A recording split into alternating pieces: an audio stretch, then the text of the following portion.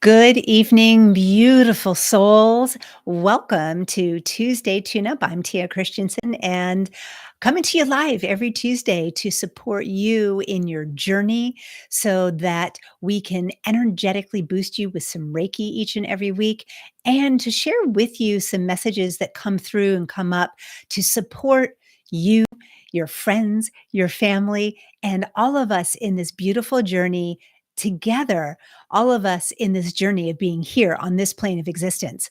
And if you have not already subscribed to my channel, please hit the subscribe button down below. It really does support with all the YouTube background matrices and algorithms, and it actually unlocks certain tools that I really love to use. So you'd really be supporting me, and I'd really appreciate it. I do a little adjustment here. And I am curious, those of you who are here live and those of you in the replay, where are you tuning in from? I always love to check in and see where people are coming in from because we are a global community for sure here in the Awakened Heart space. And if you're new to the Tuesday tune-ups, I'm just going to give you a little summary of how the flow of our time together goes. We will always start with a little introduction, and I might speak into what we're going to be talking about. So this week, it's about how the number one way that you can tap into your life's purpose. And we'll do a little breathing together to support us in all coming together in connection and being grounded and letting our day sort of just slip off of us so that we can be totally present with one another.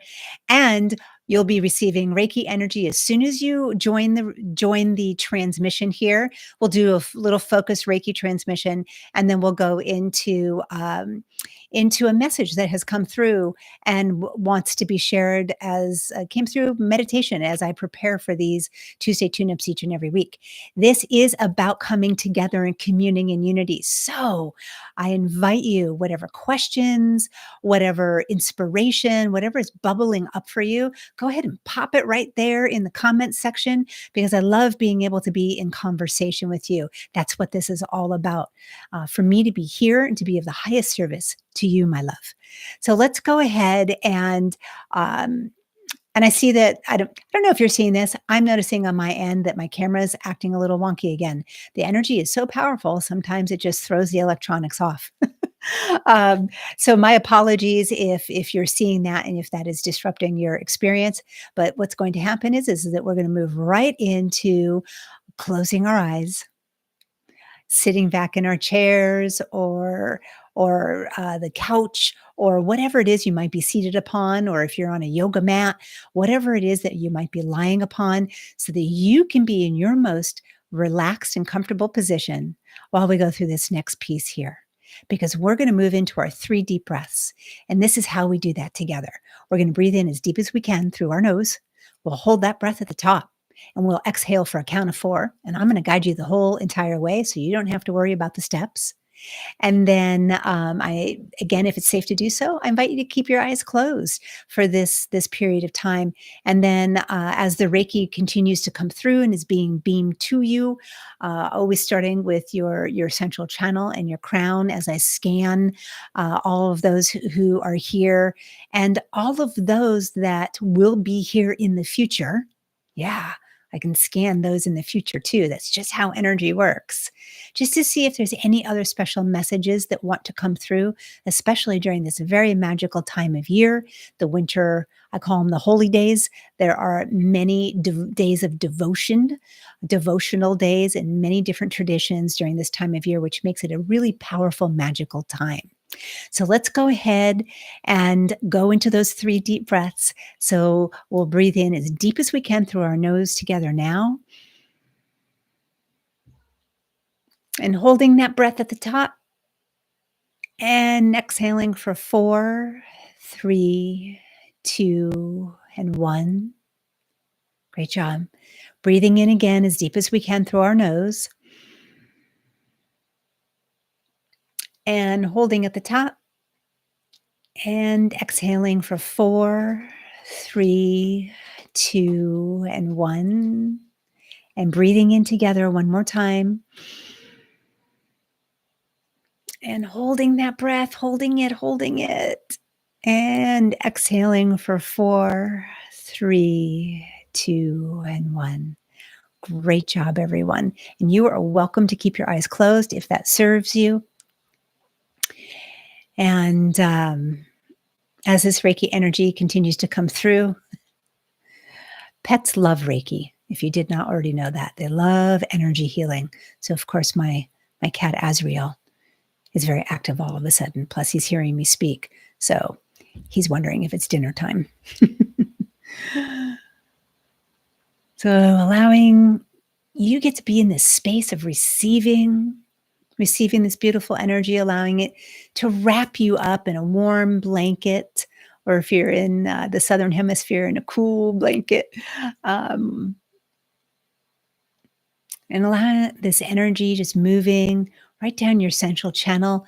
Today, what I'm picking up on is just, I call it almost looks like little pieces of coal, if you will, little dust particles clogged up in our central cores. So the Reiki energy is moving through that central core, which supports our chakras in being in balance and in alignment and being optimized for our best health.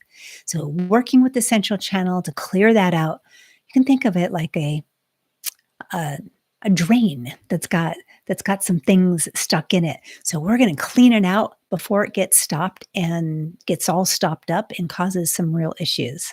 As happens with drains, the same thing can happen with our energy body. When it's out of balance and we're not in alignment and we're not optimized in our energy body, our aura, our etheric field, our chakras, our elemental fields, our physical bodies feel that, which can create dis-ease, being not in ease, malaise, illness, emotional impacts that can throw us off balance.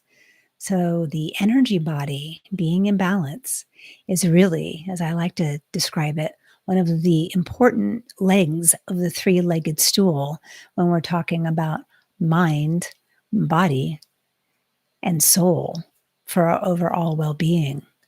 And when I say body, I'm talking about the physical body and the energy body, and the critical nature of how those two pieces of who we be work together to create well-being and energy in our life. So I'm just going to see if there's anything else that would like to come through messaging wise today as I close my eyes.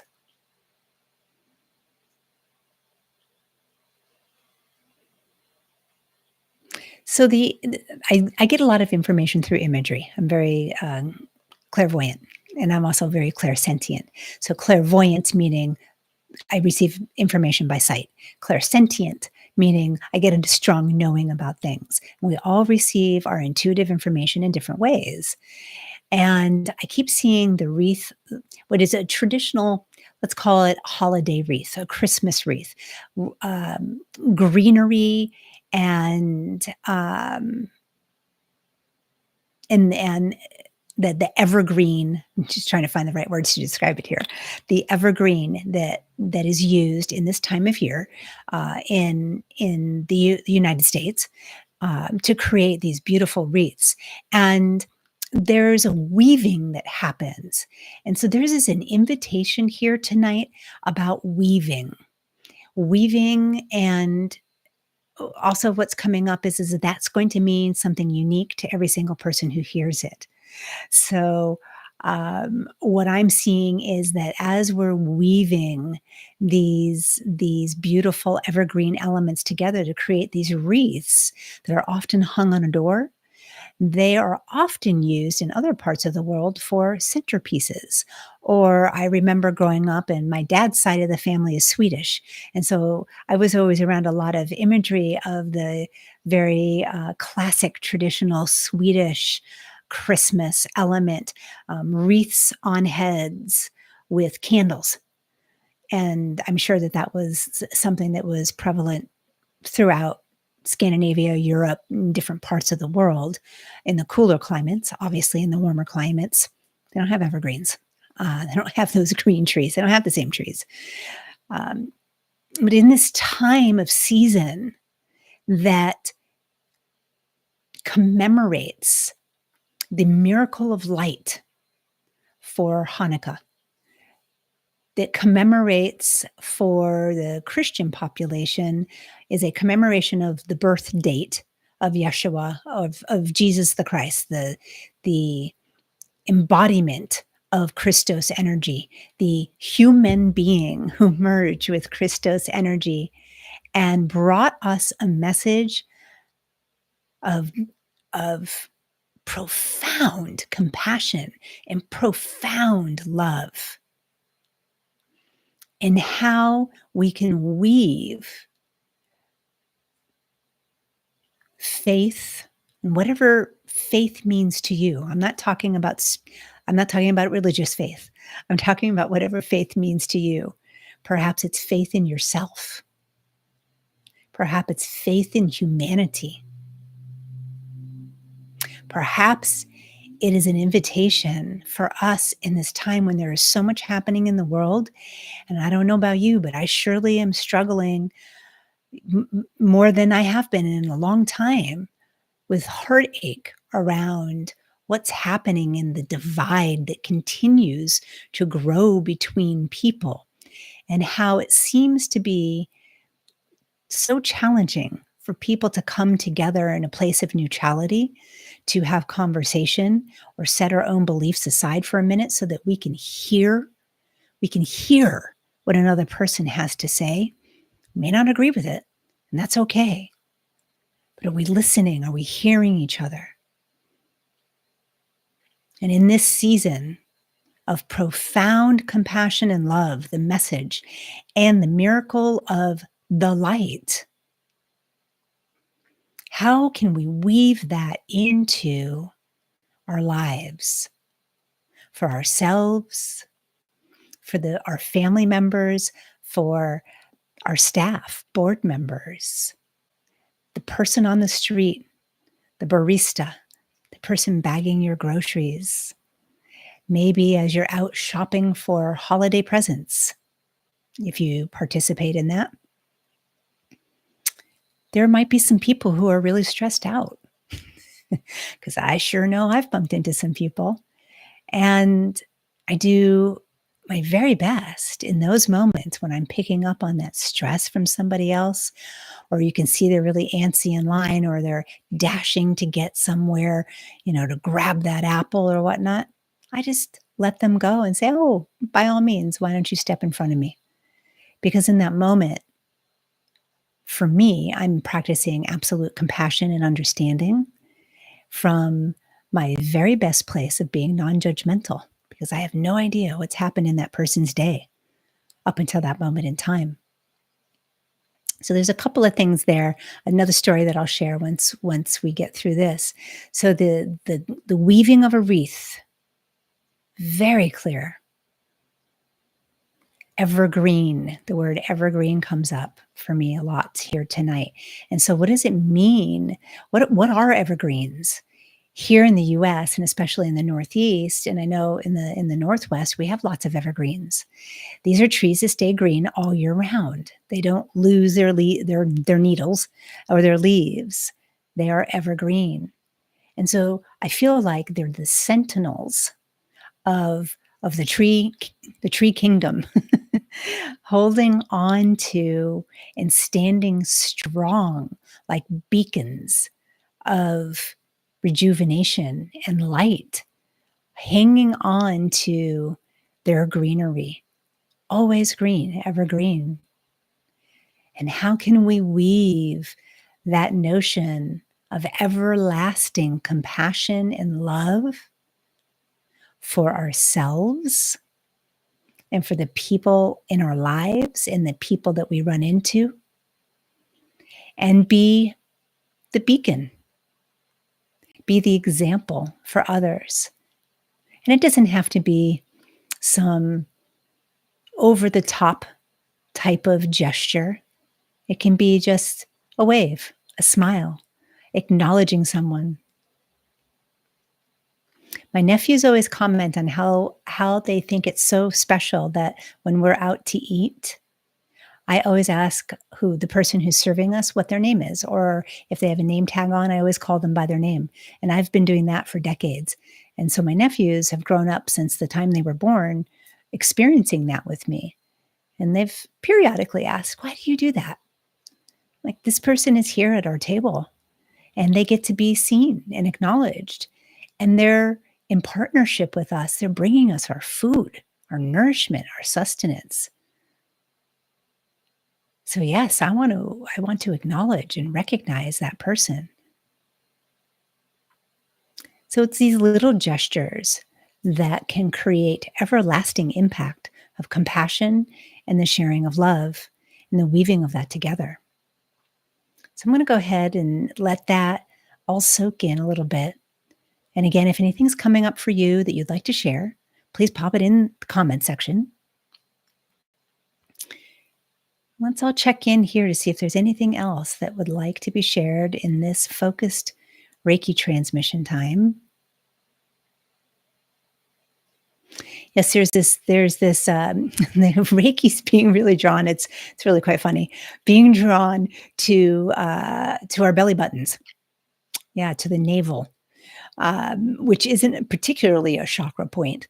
However, the navel is such an important part of us as human beings. It's how we were connected to our moms when we were growing in their bellies, and it's a reminder, and that's also an area, especially for children, where when an adult or other children play tickle games, that belly area right there is the tickle area for many people.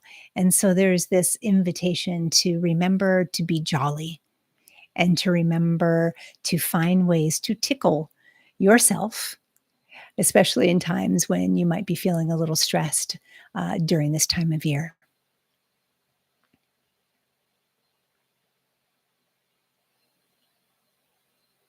Mm. Okay.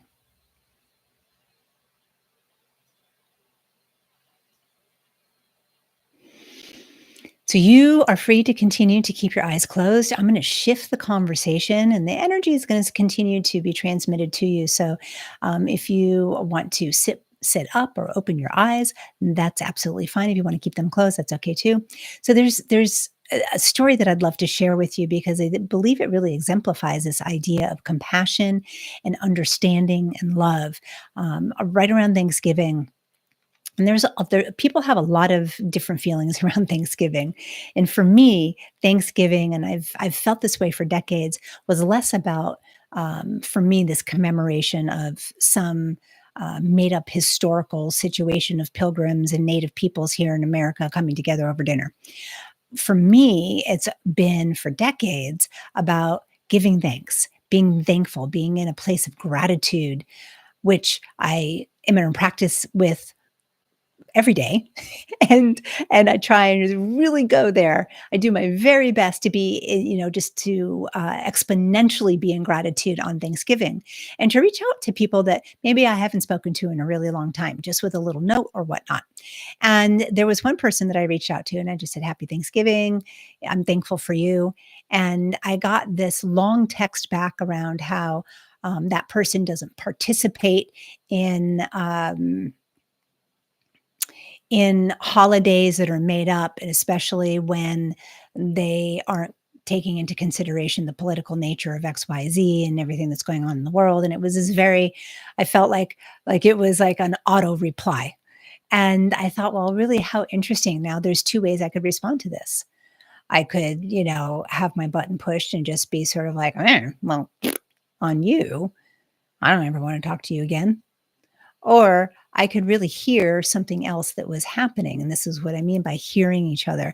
So, as I'm reading this text, I was like, that I felt a little sad that that person didn't receive my thanking them, and and then I thought, well, that's just me making up a story because there's something really deep here that this person believes. So, what can I hear through the writing And I sent a text back and I just said, "Thank you for sharing.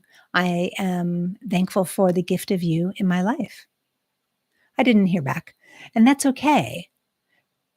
And that's what I mean by hearing each other and being in a practice of moving from, if you get your button pushed, how quickly can we shift into a place of neutrality so that we can sort of just hear what the other person has to say? Again, you don't have to agree with it. And sometimes when our buttons are pushed, it takes a really long time to move into a place of neutrality. It takes it takes intense practice to be able to shift in a moment. And I've done some lives about that before, and if it's coming up again, it feels like I get to do another live about that to give everybody some tools. So tonight, what I really wanted to talk about um, is, or what came through originally, and what the intention for tonight is activating your life's purpose, and how critical your life's purpose is to you. It is your soul's calling. And when we are connected with that life purpose, with that soul's calling, it's actually the contract that our soul made before it came and embodied this habit, bringing together the physical body and the spirit so that we could be on this plane of existence. When we're in that space where we are on the path to support our soul's contract, our soul's calling, our life's purpose, we are fueled up. It is like being on a super fast train where everything in the universe aligns to come together to support us in meeting that calling and meeting that purpose. The people uh, that we don't even know we need to meet or that we get to meet in life start popping into our life. Conversations start happening, opportunities bubble up. Um, all kinds of things come together when we are grounded in what that life purpose is.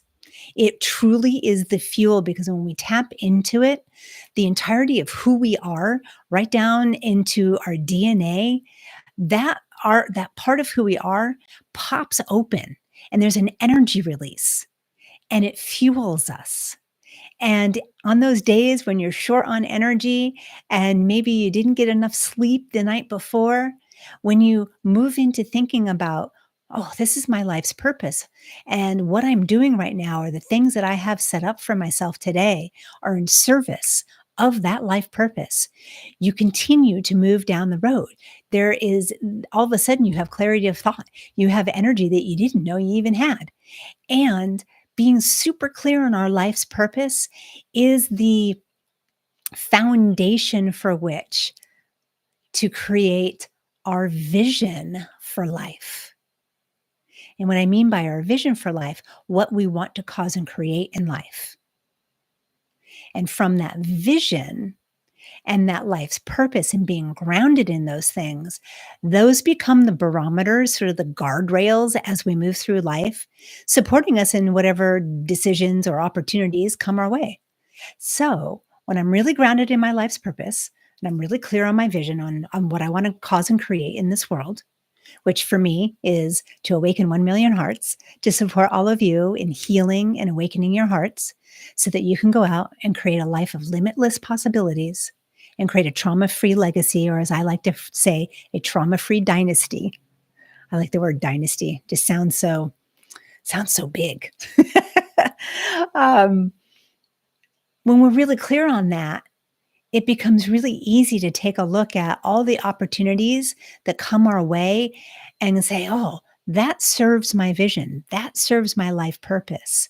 This one, not so much. Or when I look at my schedule, if all of a sudden I'm feeling really busy and I'm feeling a little overwhelmed, I can look at my schedule and say, you know what, today I feel like these things will really support my life's purpose, my vision, and what I'm committed to causing and creating this week or to today. These feel, and I'm experiencing these as a top priority. And it gives clarity of thought. So again, these Tuesday tune-ups are all about you also being in the conversation. So please, in the comments, feel free to write down or share anything that's coming up for you about your life's purpose. Do you feel connected to it? Do you have a sense of what it is? And I don't know about you, but for me, for a number of years, I had a sense of what it was.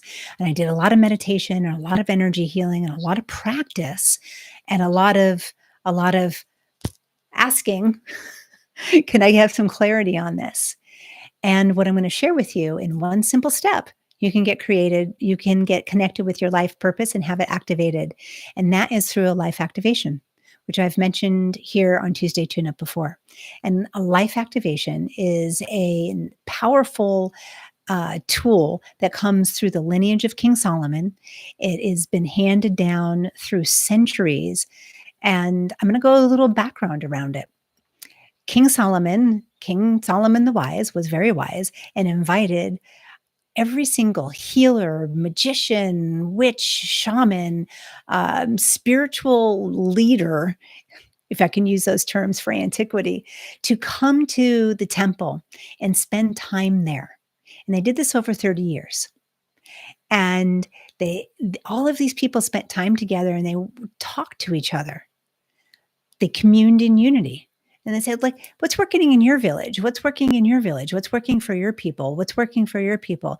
To craft and create rituals and activations and healings that could be handed down through time that would work for every single person, regardless of where they lived, what their walk of life was, or what their belief system was.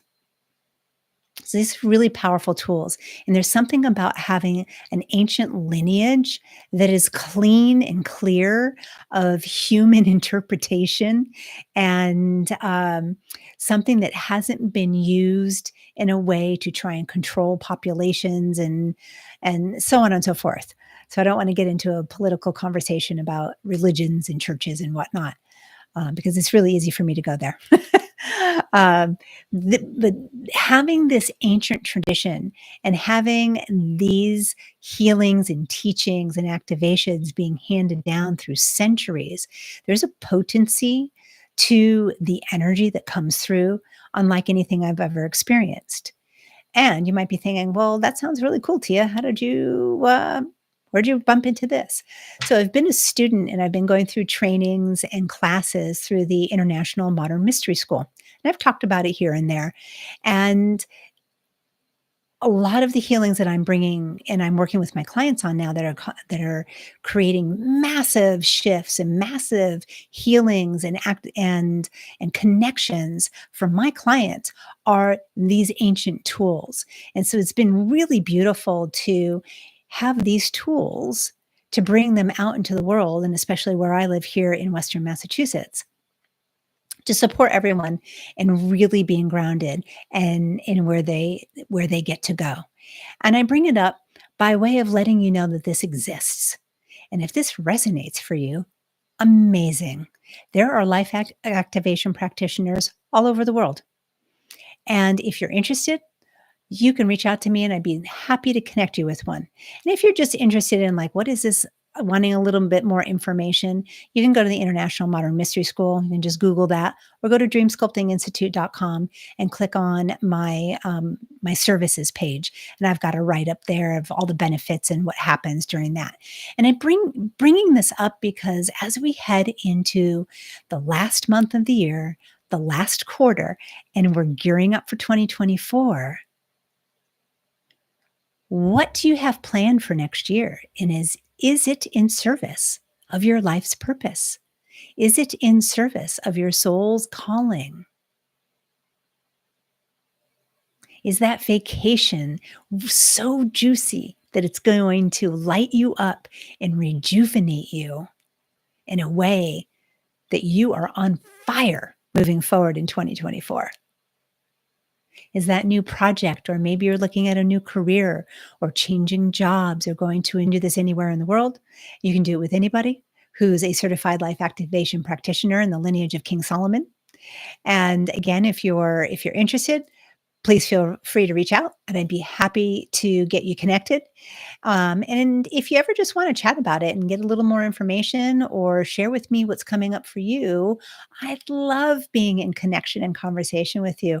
We can have a catch up call, or you can email me at tia@dreamsculptinginstitute.com, or better yet, go ahead and leave a comment below so that we can be in communication and other people can join the conversation. So there was an awful lot that came through today. So I'm going to just give this a moment for everyone to just sit with and digest what's come up today and to see if there are any questions. I'm going to check the chat and put my readers on to do that. And then we will conclude tonight's transmission. Hey, MJ. So good to see you, honey. Toronto. I've been going to Toronto. I get to reach out to you because it would be amazing. Toronto, Canada? Let me make sure it's Toronto, Canada. Hello, Karen. Oh, yes, it is so easy to get distracted from our purpose, isn't it? I am constantly shifting myself.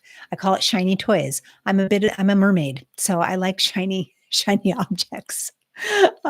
Karen, so lovely to see you. Yeah. All right. Well, MJ, I've one of the learning centers for those of you all the same questions for you. Please join the conversation. I'd love hearing from you. I am wishing you all a beautiful rest of your day or evening, depending on where you are. And I am loving you passionately. Let's do this together, and I'll see you next Tuesday.